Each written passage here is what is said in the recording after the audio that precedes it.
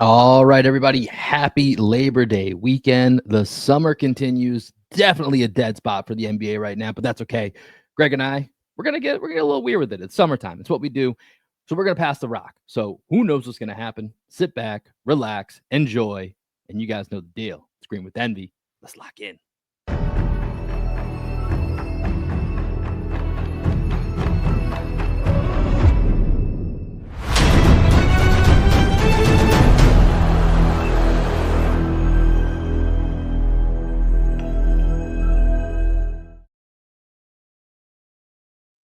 What up, what up, what up? Welcome into another edition of Green with Envy. As always, this is your boy Will. We are checking in.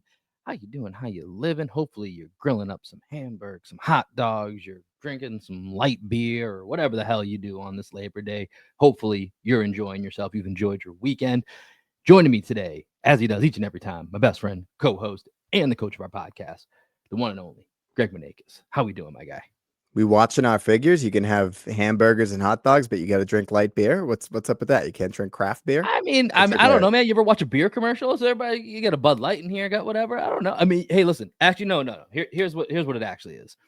First of all, like if you're drinking an IPA in the middle of the summer while you're having like a hamburger and a hot dog, that's just kind of gross behavior. I'm just gonna be real with you. Like That's fair. Yeah, that's kind of gross. like a Hefeweizen. You know what I mean? Like a I nice mean, you can wheat have like beer or you can have a something. pilsner, some type of lager. It doesn't have to be necessarily a light beer, but when you think about it, right? Like your typical barbecue, your typical whatever Labor Day party. It's in the middle of the day, right? Like it's kind of Yeah, hot out. Like, that actually just pairs better. Like I kind of said it without really thinking about it, but when you do think about it, like if like you said, if you're huffing down like double IPAs or whatever the hell, like in the middle of a 90-degree, 80-degree poolside hang with a dog and some potato salad and stuff, like that's not the behavior you want to be around or associate yourself with. But if you're gonna be there for a while, pace yourself, drink responsibly.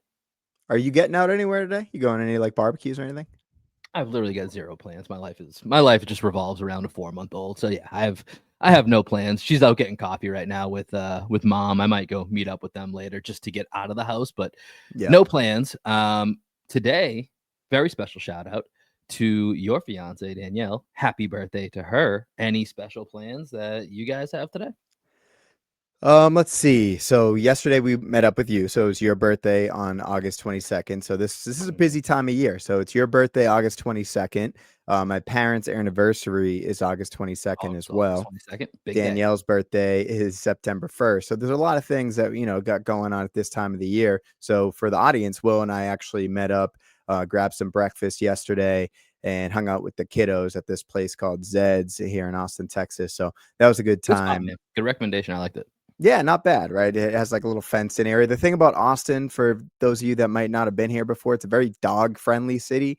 So like it's tough to kind of take little toddlers out, especially if people aren't like keeping their dogs on leash out at bars and things like that. You'd be surprised how many dogs are kind of just wandering around.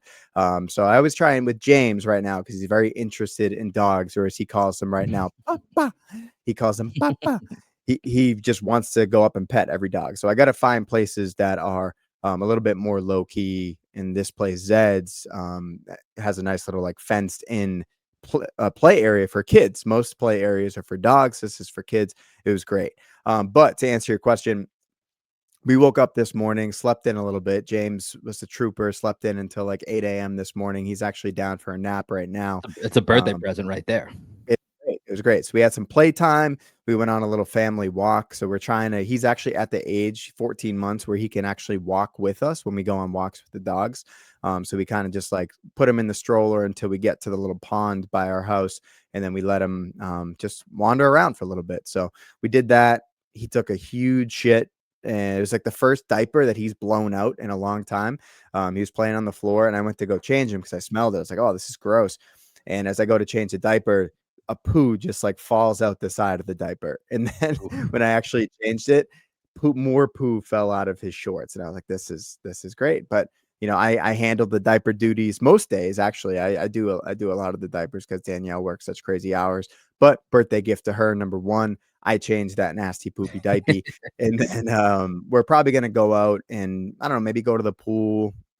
We can't stay cooped up with this kid because he's so crazy right Yeah. now. He has so much energy. So we got to go out somewhere. It's just you can't really go to sit down restaurants or anything with him right now. It's tough So to make too we'll many figure plans in advance. Yeah, you'll do it on the it fly. Fuck it, we'll do it live. That's kind of out. gonna have to Exactly. be the mentality. Okay, quickly before we get into passing the rock here, over under. Let's go with 6 blowouts for James so far Oh, at 14 way months. over. Or how? Way Way over. over. Okay, Yeah. I'm asking to prep myself because we're 4 months in.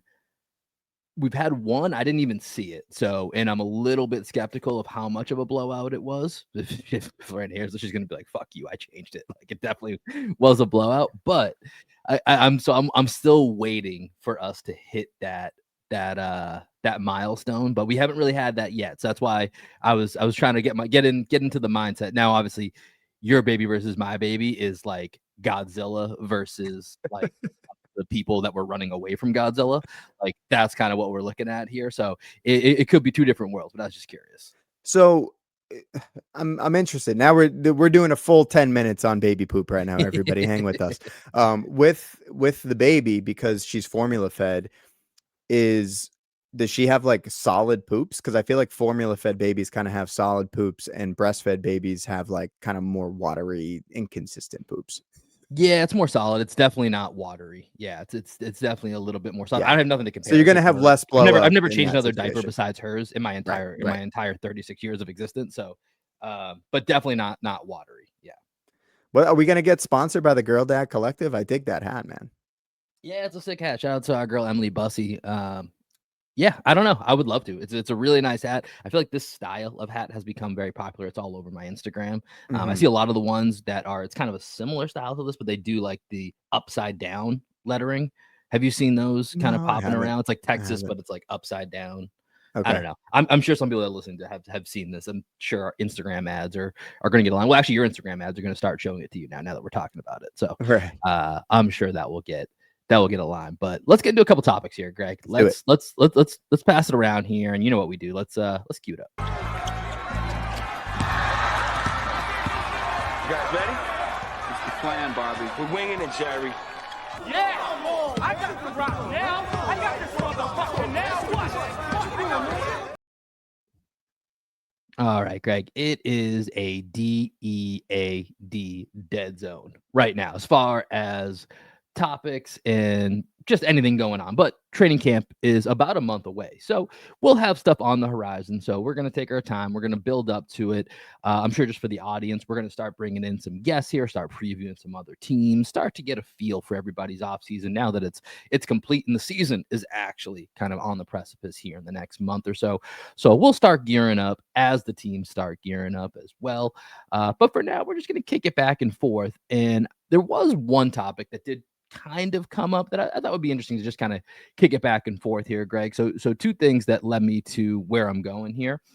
Number one, the only actual basketball going on right now is Eurobasket, right? Yeah. And so our guy, starting center, what I would assume is going to be the starting center for the Boston Celtics, Neemias Queta, came out the gate hot, 23 points, 15 rebounds in his first outing, having a pretty solid Eurobasket for Portugal. So I have his stats here. He's 14.7 points, 9 rebounds a game. Pretty solid. He's actually playing against ex-Celtic now, Kristaps Porzingis and Latvia. They are getting worked in the second quarter right now, 50-28. Big Nimi does have 12 points, KP 17, and a few highlights I've seen. Not gonna lie, Greg, a little salty. He looks Yeah. kind of he looked good. He hit this really nice putback dunk I saw, and I was like, I had to put my phone down and walk away. I just Right. I It couldn't it do kills it. me. It kills me. It's Anytime I see getting adult. Porzingis being healthy right now, I'm just like, dude, you were a literal zombie in the Like, playoffs. Where was this? where was this? What was this weirdo sickness? Like, it's just gonna the mystery of it is what's gonna plague us. Like, I Kills me. wish it was just like, even if it was like, yo, this dude's got a really bad case of pneumonia that's gonna last for 3 months. I'm like, okay, he couldn't do anything about it. Guy's got Right. pneumonia. It sucks. But like the fact that they just left it a mystery, I think is gonna be what just gnaws at us and other Celtics fans. Right. But Right. Neemias Queta having a nice Eurobasket. Good to see. He's going to get a huge opportunity this season.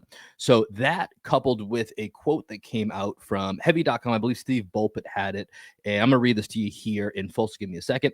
An anonymous NBA executive says Anthony Simons will lead the Celtics in scoring. Here's the quote. I bet you he's their leading scorer. Even with Jalen, he's going to have the ball a lot, and that dude can really score. That offense is going to have to change to accommodate him. And on the last year of his contract, he's going to let it fly. As the kids say, he's a bucket. He is. That dude is a bucket. He can really fill it up. And remember, he was averaging around 20 in the West. What do you think he's going to do in the Eastern Conference, which is a lot less competitive? How's he not going to score and score big? And I thought that was at least interesting enough between that quote, Nimi having a big Eurobasket, getting some people excited, is Greg, let's chat just kind of broadly about what the leaders on the Celtics could look like for points, rebounds, and assists. Just Okay. broadly. We don't got to get too deep into it, but let's start with Anthony Simons and who's going to lead this team in scoring. Like, do you actually think there's a world? Can you picture a world right now? Granted, we haven't even seen Anthony Simons in a Celtics jersey because they didn't even do a press conference because they're still trying to potentially trade him. But do you think there's a world in which Anthony Simons could be this team's leading scorer? And then if not, how do you see that hierarchy kind of looking? I mean, with his current projected role coming off the bench as a sixth man, I just don't see it happening, right? I don't know if you saw Peyton Pritchard was at some event recently and they had like his highlights up on the screen, and in the his breakdown was starting point guard for your Boston Celtics. It was like some event in Boston, right? So like if Pritchard is going to be the starting point guard, Derek White at the 2, Jaylen Brown at the 3, Hauser and Queta, let's just say that's the Queta's 5. the 5. I think the 4 is the big mystery. I think Queta's going to be the 5 unless something crazy happens. The 4, I have no idea. Exactly. So with Simons coming off the bench, unless he's elevated into a starting role, I just don't see how he's going to get enough actual scoring opportunities in that 6-man role.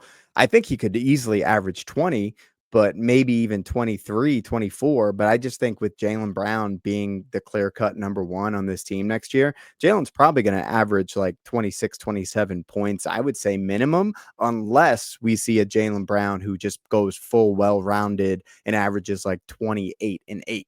You know what I mean? And then maybe there's a world in which Simons could sneak up in there. But I would say it's either going to be Jalen or Simon. So it's a 50-50 proposition if you're just looking at 2 players. But when you factor in everything else, it's probably more like 80-20 that Jalen's the leading scorer of the team. Yeah, I like that last point you made. That made me think just real quick of kind of what Donovan Mitchell did last year. Not that the Celtics are gonna have a season like the Cavs, but Mitchell went from being 25, 26, 27 points per game to like 22 to kind of bring his usage down, give more opportunity for Mobley to grow, for Garland to do his thing. And so there is a world in which that is Jalen. I mean, look at, game 5 against the Knicks, right? That was one of Jalen's best games ever. I think it was like 26, 12, and 8, right? It was more well-rounded. Usually, if we're going to think of Jalen had an amazing game, he's usually scoring 30 plus, and that wasn't the case. This was just like very in control, very efficient, controlled the game from start to finish. A Jalen that we don't always see, right? And so if that becomes the version of Jalen that we get, which would be awesome, I'd be all for that. I think that's not really what I'm expecting on a night-to-night basis, but I think that would be interesting. But I think that's the only world, to your point, in which Anthony Simons leads the team in scoring. I think it's, I would put much more money that Jalen's going to average, like you said, 27, 28 points per game. Like, I think that's going to go right back up to his second team All NBA season. He was around 26 points, something like that. Like, I think it's going to jump up to those levels. So to me, I think the hierarchy question is more interesting when you look at Simons, Pritchard, and Derek White. Like, I think those next 3 guys.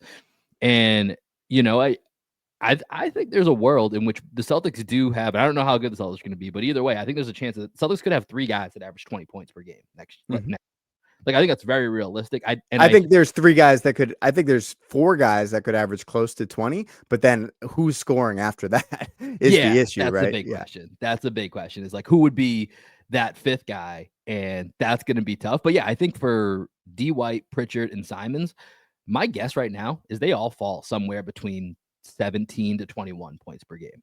That's probably, and my guess would be Simons and Pritchard are the ones closest to 20. I think Derek White's just like too well-rounded and going to be way cooler with not that Pritchard or Simons wouldn't be cool with taking a backseat, but White's just used to doing the small stuff. So he's very happy to have a night every once in a while where he's like, yeah, I only shot the ball 6 times tonight. And like, that's okay because I did a whole bunch of other stuff while people went off. But yeah, go for it. Derek White really started enjoying the transition three last year. Like once he started feeling himself shooting the three, like hunting the switch pocket, right, off a pick and roll, dribble handoffs. He was always ready to pull in that space. And then he was just like coming up in transition and firing away like, prime Steph Curry. And I was gonna say he's had a few nights the last 2 seasons where it's like, okay, guys, Derek's good, but we're acting like he's Steph Curry in our offense. Where sometimes it's like he shot 13 threes last night. Like, what the hell just happened? But I mean, he's getting to that point where the efficiency, it's kind of hard to argue with that. So I think that Derek White, I think you're going to see his numbers really raise this year. This is probably his best chance to average over 20 points in Celtics. What's his career high coming into this year? Do you know? Was it around 20? For Derek White? Yeah. I think it was that 40-40 game him and Pritchard had. I would assume. No. I'm saying for career wise scoring. Oh, for points per game? Yeah. Look that up. Yeah, let me check. I got that right now. Yeah, and I think Pritchard as the starting point guard, Yeah, last year was his highest at 16.4 points per game. What was his most with the Spurs? 15.4 when he was back in 2021. Yeah, because I could see Derek White like taking this opportunity, even though he's already, got his money and whatnot. Pritchard's already got his money. Simons is the guy, to your point earlier from that quote, that he's in a contract year, right? So he needs to figure out what is his actual value around the league. Is it just going to be a microwave scorer off the bench? And then he's playing that role, as I mentioned a few podcasts ago, and he really tries to just be that guy where you can make really good money being that 6 man off the bench? Or does he see himself trying to, on a team that prides itself on defense, is he going to come in and show that he's actually a better defender than his reputation that has preceded him, So I think that's where Simons and his agent are going to have to figure out what his actual value is in the league. Is he a starting point guard? Is he a shooting guard? Is he a 6 man? Where does he actually make the most money in the market next summer? But to the question about points, rebounds, assists brings us to Queta. Right, because Queta is probably going to be the starting center. He just had a sit down with Bobby Manning for the Garden Report. I haven't had a chance to watch that whole interview yet, but I'm looking forward to that. There's Bobby actually just posted an article on Boston Sports Journal like not too long ago, like literally minutes before we started recording. So here's one quote from that article. He says, "It's not really what we were really expecting, but I feel like we're in a position that I'm growing. I'm developing at a steady pace with big responsibility. Becomes the man of, I need to show out every day with more consistency. I've been working at it and I feel like I'm getting ready for it. So hopefully it's going to be a big year for me in general. And I think I'm going to step up for the occasion and all the other guys as well. We're not really the group that everybody points out as the best, but we're going to prove them otherwise." So like, hey, I like the realistic. I think you couldn't get through that without laughing. That was good. Well, I just like how like realistic that quote is. He's not like, I'm going to come out here and be an all-star and make, $20 million next year. He's like, we're going to try and prove people wrong. Nobody thinks we're any good. So here we are. This is kind of where we're at. So I like how they're already accepting what this season is from the outside. They're hearing their outside noise. And Queta is a guy that, Celtics fans, you and I especially, have been high on at different points. He had that one huge game against the Warriors where we were saying, hey, put Cornette on the bench he's the 4th guy. Queta should be, the 3rd center because of that potential that he has. It's tough to show the ceiling of that potential in a very limited role, but you can reach the ceiling of that potential in a starting role. Yeah, and he's going to have the opportunity for consistency, right? Like that was something that he's probably never really had. Another game that I forgot about I think Bobby might have actually posted a clip of this during his reporting during his time with Queta was that game against Indiana where he like kind of didn't play most of the game, but then played the 4th quarter in overtime and was a big difference maker. And, when I start thinking about, and this is the Queta part that I wanted to get to from the stats perspective, is I'm curious to know what he's going to be as a rebounder. Because when you look at the Celtics from last year, and this is an area that I am terrified of for the Celtics going into the season, is that rebounding is going to be a real struggle for this team. They lost 4 of their top 5 rebounders going into next year with Tatum out, KP gone, Al gone, Jalen's still here, and then Luke in San Antonio. That's 4 out of 5 that you're not getting. And so you're going to need Queta to not just be productive, but specifically on the boards, he's got to show up, right? Like that has to absolutely be a non-negotiable area that you see him thrive in. And last year in limited playing time, I looked this up, he had 17 games with 7 rebounds or more. And in a lot of those games, there were several of these games where he's sub 20 minutes getting 7 rebounds. Now, some of these are the Angel Reese special, where it's just I was just going to say that. Yeah. So here's the thing, though, Will. With Queta in the consistency, it's kind of similar to like Rob Williams, right? When Rob was initially playing, Brad Stevens wanted to play Tice over Rob because Rob was just never in the right position. Rob was shot block hunting and therefore was like putting the rest of his team at a disadvantage because he goes to block a shot that he shouldn't go to block. And now there's somebody getting a rebound on the backside, right? So Queta has really going to have to figure out how to be a great positional defender to just be big in the drop coverage because we're probably going to play a lot of drop next year. And he's going to have to figure out how to be how to just not go and chase shot blocks, how to be disciplined in his defensive approach, and understand he can affect it without he can affect shots without blocking the shot. Exactly. And then that would put him in a position to rebound, right? But your point about losing the 4 of the top rebounders last year, this is a thing where people just don't see the value of Jason Tatum if you don't watch him day in and day out. He's the best rebounder on the Celtics. You're losing your number 1 rebounder. And he does it in like all these different ways. He boxes out, he crashes from the weak side. He does a lot of things on the defensive glass that I don't think a lot of people that aren't really locked into the Celtics realize. Yeah, I mean, it's going to be tough looking at, like I said, I'm terrified of what this team rebounding is going to look like. And Queta's, not solely, but if they're going to be even in the middle of the pack rebounding, he's going to be a big part of it. If you had to guess right now, give me your points and rebounds line for Queta. Just give me your thoughts, points and rebounds for Queta for the upcoming season. I came in kind of spicy today with the Queta. It was actually the first thing I had written down. So this was my passing the rock segment. I kind of forgot we were doing passing the rock. Neemias Queta is playing well in Eurobasket. What are the chances that Queta cashes in on his potential this year? And I think if you remember, who's the guy I compared Queta to? Do you remember? I mean, we compare him to Rob Williams a lot, so I know that's not where you're going. I'm blanking. Give it to me. DeAndre Ayton. Oh, yes. I remember. Yeah. I compare him to DeAndre Ayton, and I think, he's shooting a jump shot. He's so far, I don't know if he shot a 3 today, but he shot at least 1 3-point shot in all 3 of his Eurobasket games, made the first one. So I think with Queta being able to shoot the 3 now, I think Queta could probably average, best case scenario, 13, 9, and 2 blocks. Feel good about that? 13, 9, and 2 blocks? I feel real good about that. I mean, I think, again, when we look at the full scope of a Celtics season that surprises us with the level of success, meaning, at least in my opinion, I think a top 3 seed, no matter what, is out of play. But I think if they somehow end up 4 to 6, like we've already talked about some of the things. Jaylen Brown is second, third team All NBA, no doubt about it. There's probably one other All-Star, whether it's Derek White or it's Peyton Pritchard or it's Afernee Simons. There's at least one other All-Star that's making the team.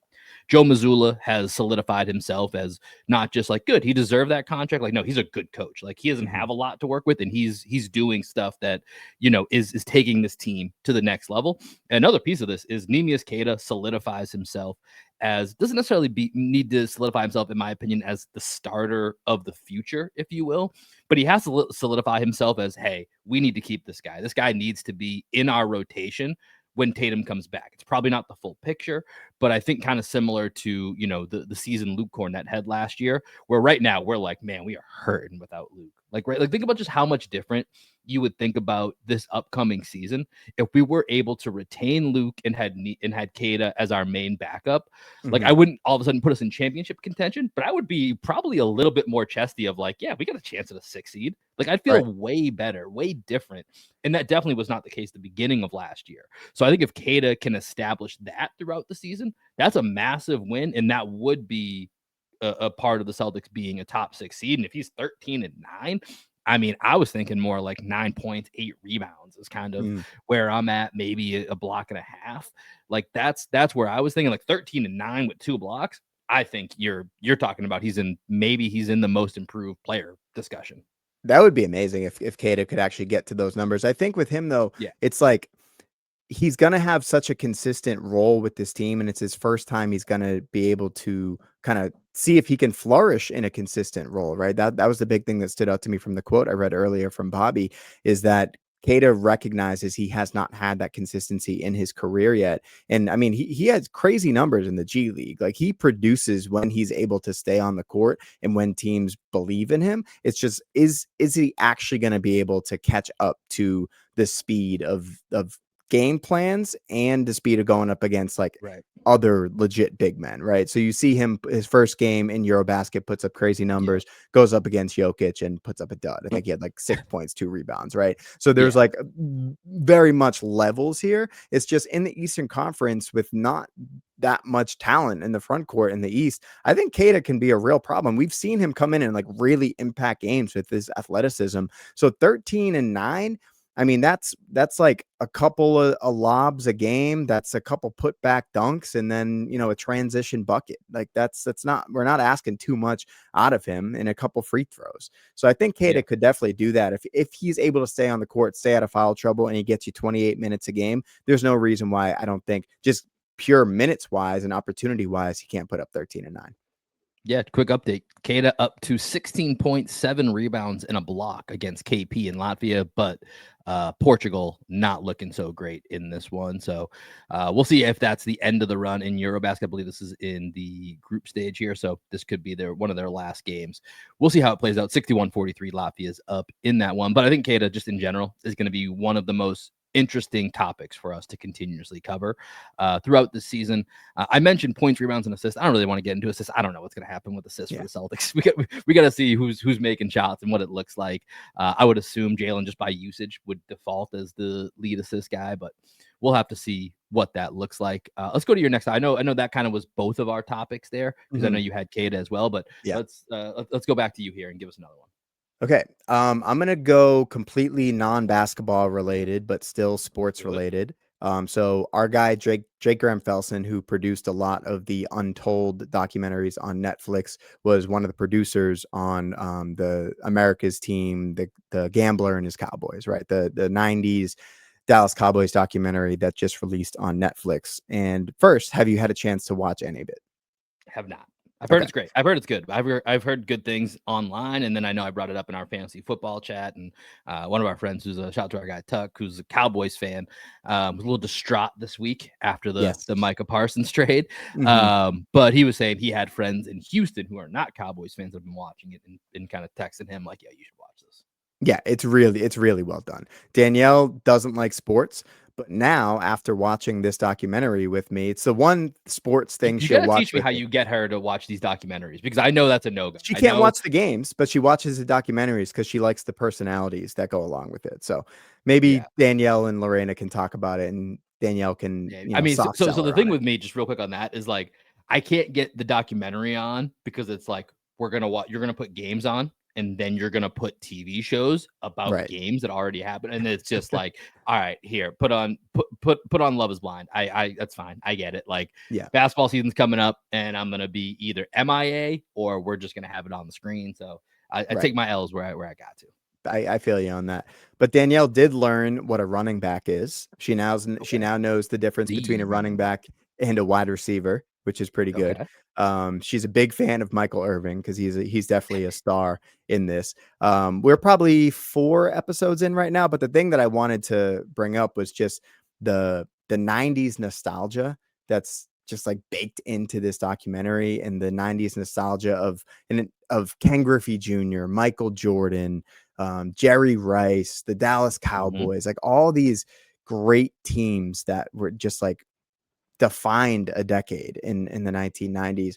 And how much of that 90s nostalgia is just because we were kids and sports were bigger when you were kids. And it just like, do you remember the feeling of putting on like a Jerry Rice jersey when you were a kid and going and playing like pickup football with your friends? Like, how special. I was a Niners fan before I was a Patriots fan.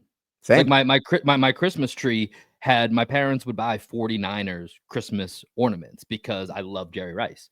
Jerry Rice was my guy. I think I was probably I think I became a Niners fan probably after Montana. So it was the Young and Rice Mhm. combo. Yeah, I had a Was Steve Young more. jersey.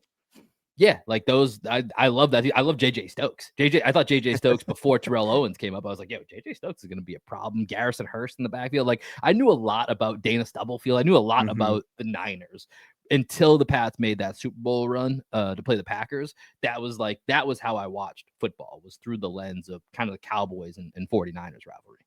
Right. And it was just like it's really well done in the documentary how they build up the Cowboys. There's a lot of stuff I just didn't know about the late 80s and 90s Cowboys and Jerry Jones takeover and everything. I just assumed Jerry Jones was from Texas. He's from Arkansas. I didn't even know that. Yeah, So like little things like that I'm learning just like about the Dallas franchise. And then I kind of didn't have the timeline right in my mind about when the 49ers dominance was. I just like put them in the 90s, but their real dominance was in the 80s with Montana. Yeah. So just to kind of like reclarify some things in my brain that I hadn't thought about in a while. And then just to my point, the 90s nostalgia, man, just like seeing Emmitt Smith and the clothing back then, the starter jackets, the Emmitt Smith versus Barry Sanders thing. There was a good Barry Sanders documentary that came out a few years back. But just like reliving all that, it just sparked up a lot of great emotions in me. And Danielle's been really enjoying watching it with me. So highly recommend. Shout out to Jake for producing another kick-ass documentary. And I'm hoping Jake can come on the pod soon just to talk about all the work he's been doing. I forget where I heard this, but it's one of those things where you're never going to feel more connected to sports than when you're 12, right? Like Mm-hmm. that was the I forget where that came from, but whoever the best players are when you're 12 Mm-hmm. or are in that range, like that's going to be like, you're just always going to have a different emotion towards them. And that's Right. Ken Griffey. That's, Pedro Martinez. That's, to a degree, it's Vince Carter. Like I remember, like as much as Paul Pierce was awesome to have, like Vince Carter, Vinsanity, before, never mind Linsanity. Shout out to Jeremy Lin, just retired. But like, never mind Linsanity. Like Vinsanity was real, where like, even though Paul Pierce was in the same time frame, and I should have been like, no, I'm a Paul Pierce guy over Vince Carter. It was like, no, Vince is like the coolest dude on the planet. Like, Mm-hmm. there is no one cooler than Vince Carter for like a 3-year stretch. And yeah, it's just sports is never going to hit the same as it does in that time frame.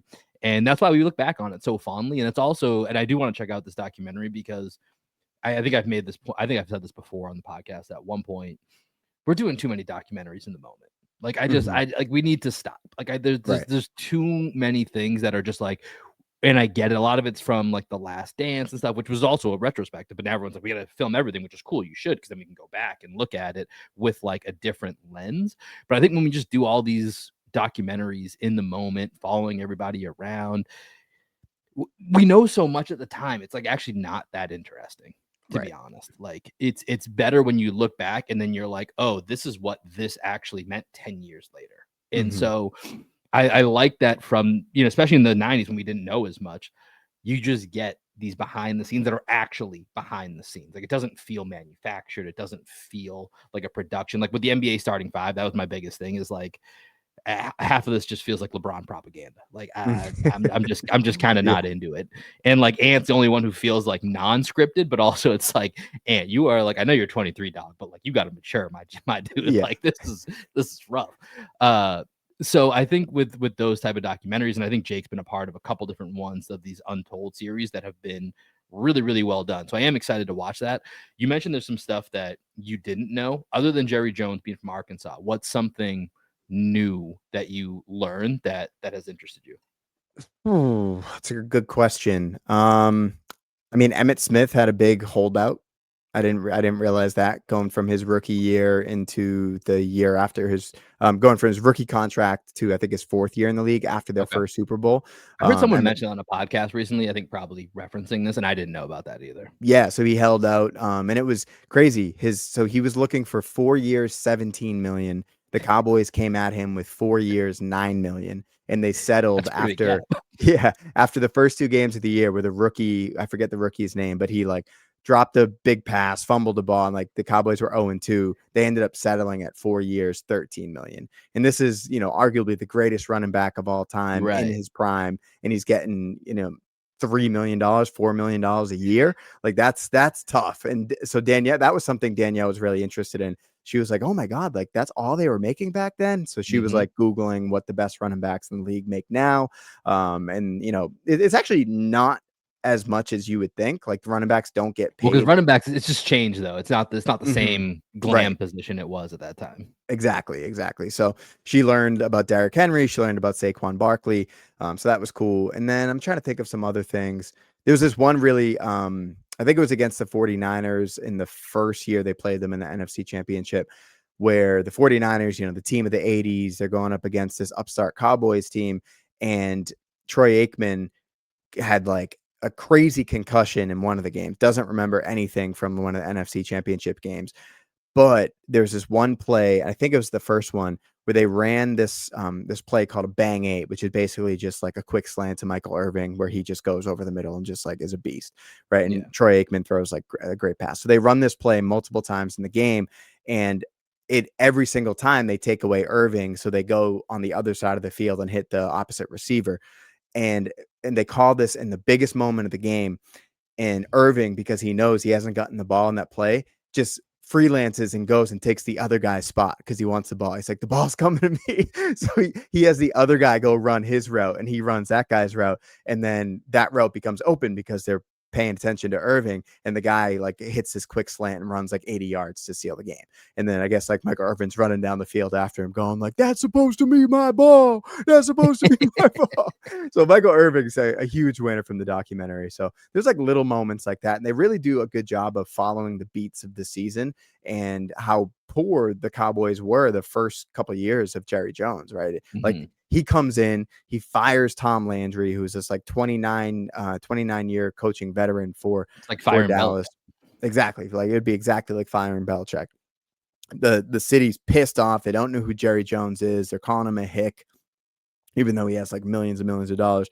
And Dallas holds this like huge parade for Tom Landry. They were like, there's like a funeral, like a living funeral for him. And then 4 years later, Jerry Jones gets to have his parade, winning the Super Bowl. So all those little things I think are really well done.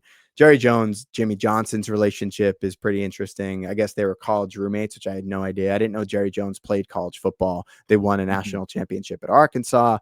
They were roommates together in college, and then they had this like huge falling out with the Cowboys. So a lot of things that I just had no idea because I was a baby at the time. I was born in 89. There's a lot of stuff that you didn't know it.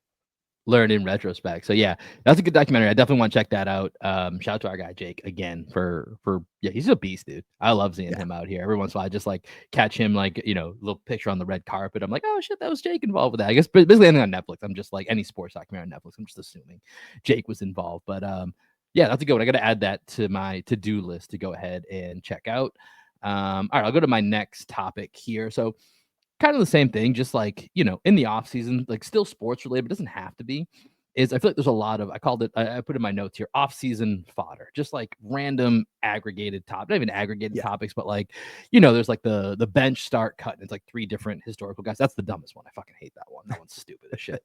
But in most of them, I think are kind of annoying ones. Are just set up that nobody can have a winner, and it's just going to be like not fun discourse back and forth, like LeBron, Michael, whatever. That's the stupidest one. But I got one that I do kind of enjoy. I'm just curious if there's one, and this doesn't have to be sports. It could be just an online debate that you enjoy that continues to pop up.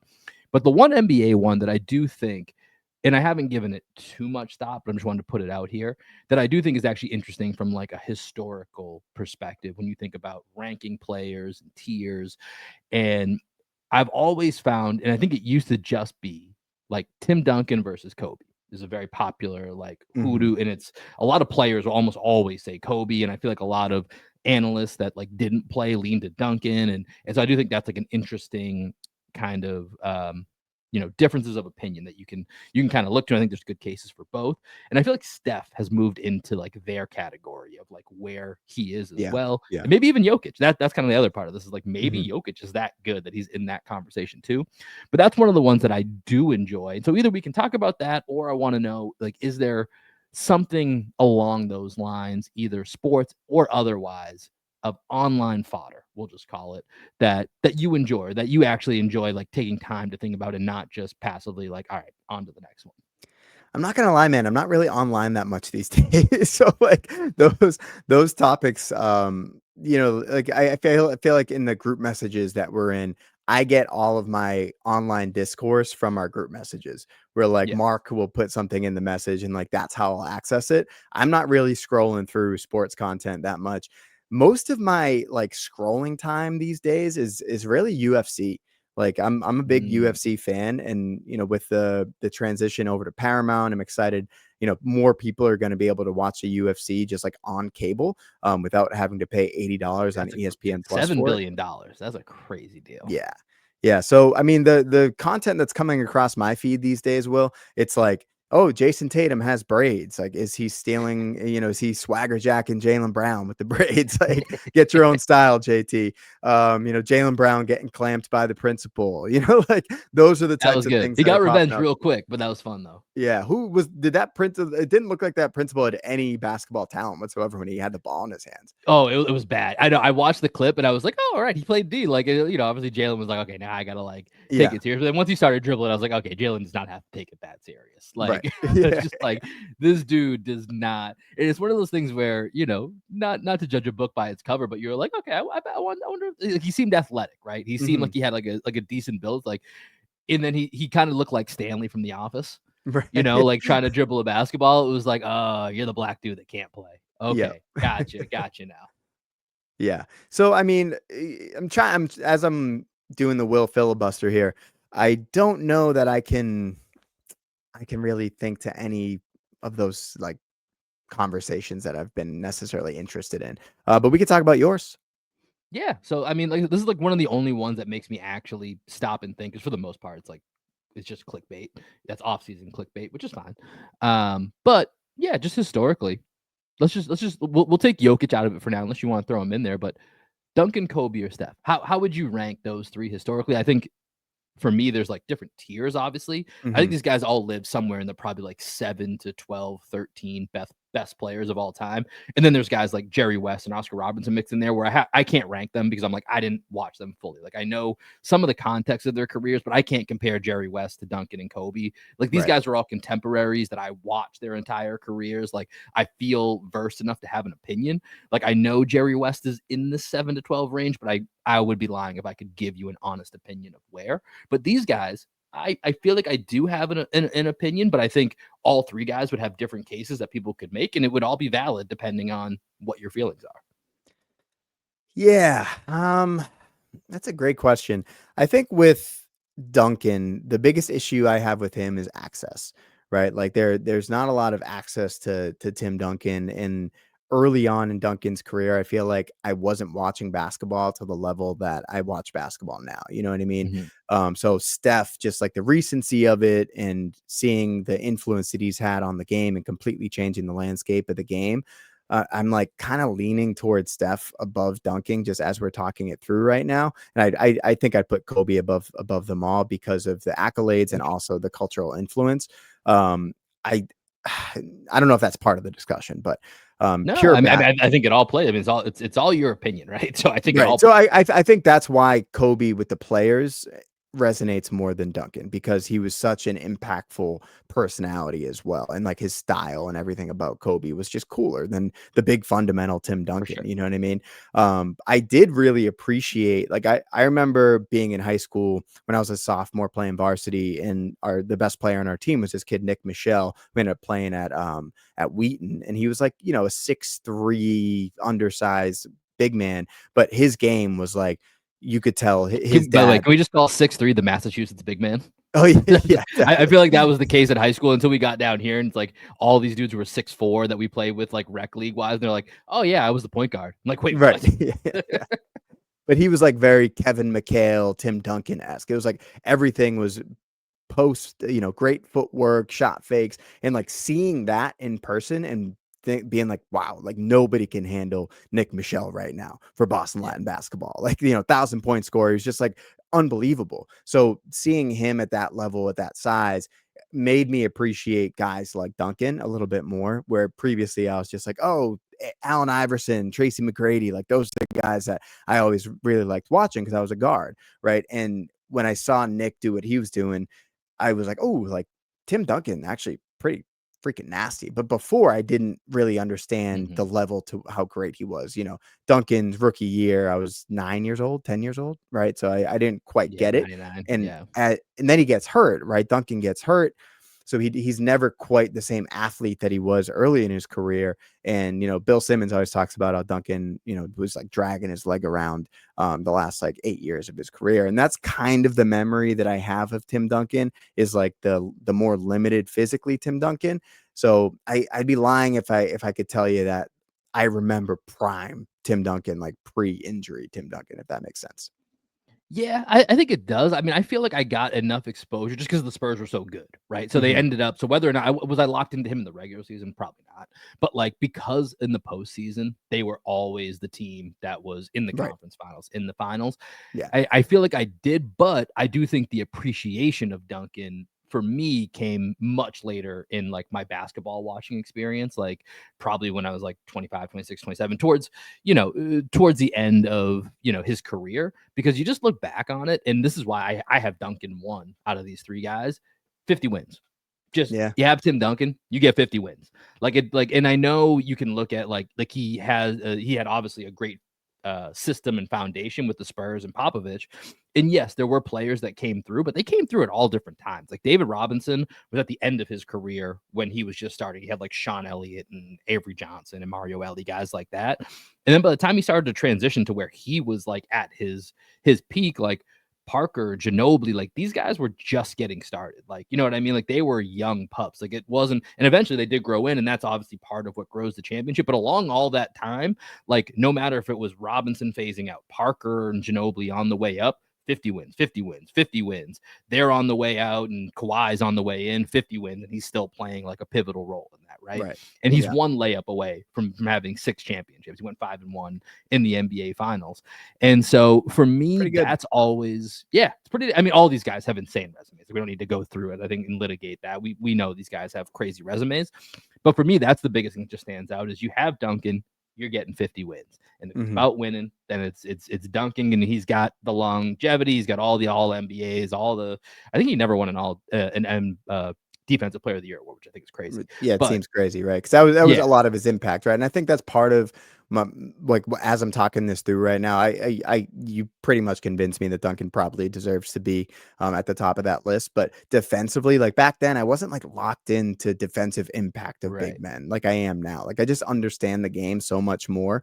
And I like understood through the lens of watching guards more than I did watching big men when I was younger. And as I've gotten older and, I became a coach and I really started studying the game, I've become so much more appreciative of like positional defense and things like that. And I think Tim Duncan was really great at that. And as you were talking about Duncan, I was just trying to think of like what stands out to me when I think Tim Duncan, like what do I see in my brain? Right. And the first thing I see is him on the block, facing up, jab step, shot fake, jab step, bank shot, right? Like that's what I think of when I think of Duncan. And then I see off that same series of moves, one dribble into the middle, running hook shot. You know what I mean? Then like one dribble into the middle, fake the hook shot, step through layup. Like all the big fundamental stuff is just so impactful. But I maybe Duncan's number one there. I think that's a pretty good case you made, especially with 5-1 in the NBA Finals. That's pretty tough to beat. But the point that you were making is like Kobe and Steph have the much more cultural and game changing impact. Like Steph literally changed the way basketball is played. You know what I mean? Like he for had better that or for overall worse. for better or for worse, whatever you want to look at it. But he's the reason that the NBA is where it's at today, with the 3-point shot, with the volume, with and here's the thing. He originated it, and no one's been able to do it better. Everyone's trying to do it better. No one's been able to do it better. And then culturally, Kobe's the one with the most impact. Here's a question for you. Yeah. Who is the for the worst of basketball, who is the most impactful player of the last 15 years? I mean, that could be Steph as well. That's a good question. I feel like it's got to be James Harden, right? Yeah, just because like the ISO ball, like the ISO heavy ball, the allowance of the 7-step step back dribble, like all the discourse around the gather step and all that stuff. Like there's just so many more things that are like loopholes within what the game was supposed to be. You know what I mean? And I feel like a lot of that is because of James Harden. That's a good one. Just because I really don't, and this is part of why like I appreciate how good Luka is, but I don't love watching Luka play. It's because it's that ISO heavy, like I'm gonna just dribble, step back, and like yeah, of course he makes some like passes that are unreal, just like James Harden. James Harden's an incredible passer. I don't think he sometimes gets enough credit for his vision, but it sometimes comes in a way that's just like kind of painstakingly boring to watch. Like yeah, when he's heating up, it can be cool, but I'm with yeah, I think that might be the answer, because the thing is like yes, Steph is given the title of like what ushered in the 3-point ball era, but when you watch the way Steph does it, it's like guys don't do it the way Steph does. Like Steph does it in so many different ways, which is what makes him so unique. He's not just dribbling one-on-one. He's doing a Ray Allen, Rip Hamilton impression where he's running through a bunch of screens. He's going off ball. He's going on ball. He's doing it in transition. He's spotting it. Like he does it every single way. It's what makes him the greatest shooter, hands down, no questions asked. Like you can say there's other great shooters. There's no one even close to Steph Curry because he does it every single way. And there's been no one that's tried to replicate that. Like, yes, Dame shoots from distance. Yes, Trae Young shoots from distance. They don't run around the way that Steph does. And so that's the part that I think is fair and unfair. Like, yes, everyone wants to shoot threes because Steph and Clay kind of ushered that era in, but no one else has tried to replicate the way Steph does, maybe just because they can't. Yeah, I mean, the cardio that Steph Curry has is crazy, and then the ability to read screens, to relocate off of like give and goes, like his relocation skills, like that's the thing that stands out to me the most. You know, the deep balls, obviously, the Steph Curry logo three is iconic, but Steph Curry running the baseline, relocating for a three is just as iconic in my mind. Yeah, it's insane to watch. Just like how many times he's back cutting and doing all these different things that you just like. I sometimes get lost when I watch the Warriors, just watching him off ball, and then I'm like, oh, Kuminga just took a fadeaway. I don't know what he was doing before that, but I was just locked in on Curry. But we went longer on that than I thought. So let's do maybe at least one more that you got here, and then we can wrap this up here. I got nothing, man. Everything I wanted to talk about has been checked off my list. So unless you got anything else, I got a quick one here, and then we'll wrap this up here. I was on a walk today with Taco, and I was listening to Clipse. New Clipse album came out earlier this summer. Been probably the album that I've listened to the most, other than listening to a bunch of baby songs recently like lullabies and shit. So just curious, do you have a song of the summer, an artist of the summer, an album of the summer? I'm pretty bad about listening to new music. I always default to listening to songs I know. So I'm curious, what do you got? Anything new that I should be checking out? Let's see. So I just want to get the name of this album correctly. But way, JID JID. I haven't listened to a ton of JID, but everyone's I don't know if it's JID. That's how out of the loop. I don't know if it's JID or JID. Yeah, exactly. They come up every once in a while. And yeah, they got some good beats. Yeah. So he was from J. Cole's Dreamville team. So J. Cole signed him to Dreamville. He's probably been my favorite new rapper to me anyway. He's he's 34 or something like that, but he's been the guy that I've probably been most excited to see, like, oh, he's releasing a new album. I'm going to go tune in. So he released one. It's called God Does Like Ugly. I would definitely recommend checking that out. I've only listened to it one time through. But as basketball season is about to ramp back up, that's going to be in my pregame playlist for sure. Is God Does Like Ugly. All right, God Does Like Ugly, JID, and then you don't really mess with the Clips too much, do you? Not really. I mean, I'll go check it out for sure. Yeah, no, that's dude. I'm a huge Pusha T fan, and so getting back together with Malice, that album, pretty good. I'm a big. I think I listened to a couple. I think I listened to a couple of the songs off that album. Let me just Yellow Diamonds Look Like PP. Great line. Just that right there will hook you in. But all right, Clips, JID. There's some recommendations. Green with Envy, certified, stamped. Go add that to your end of summer into fall playlist. Greg, I think we did it again, man. Great show. We did it. We didn't have much to work with, and we put together, I'd say, 54 solid minutes without having much to work with. I'm proud of us. Proud of you, man. How many more diapers you got to change today, Will? Just to bring it full circle. Today, let's see. What time is it right now? It's about noon time here. I'd say I got about 5 to 6 more in my future today. Probably at least. Well, she might be pooping right now. So let's see. We're only on about 1 or 2 poops per day. So Oh, quick, I might get away. Go ahead. One last shout out. I saw that One more thing, Steve Yee and his wife Tita Oh, yeah. are they just posted they're expecting a boy. So shout out to Steve and Tita. Hell yeah. Yeah, so they're Wood joining Island Media getting a +1. Love to see it. exactly. And also shout out to our guy, our producer Alex Gonzalez, who just earned an internship with the Washington Capitals. Right, so he's starting a new internship. Still going to be working with us here at Green with Envy, but you know that's a big deal for And, Alex. hey, So and he's going to be doing some part-time work over at Celtics blog. So shout out to our guys, Jeff Clark, shout out to Bill Sy and all of the Celtics blog gang. You guys are getting a good one with our guy, Alex, who's, like Greg said, still going to be rocking with us as well. So Alex, the producer, no longer just the video intern, the producer, Alex, shout out to you, man. Appreciate all the work that you do. Make sure you guys are supporting his work with us. Subscribe to the YouTube page. Make sure you're following us on Instagram, TikTok, trying to get that popping as well. So make sure you guys are everywhere with us. Like we said, we're going to be ramping up as the season gets going here. Training camp about a month away. So stay tuned, stay locked in, enjoy the rest of your week. And Greg, we'll talk to you later. peace. Peace.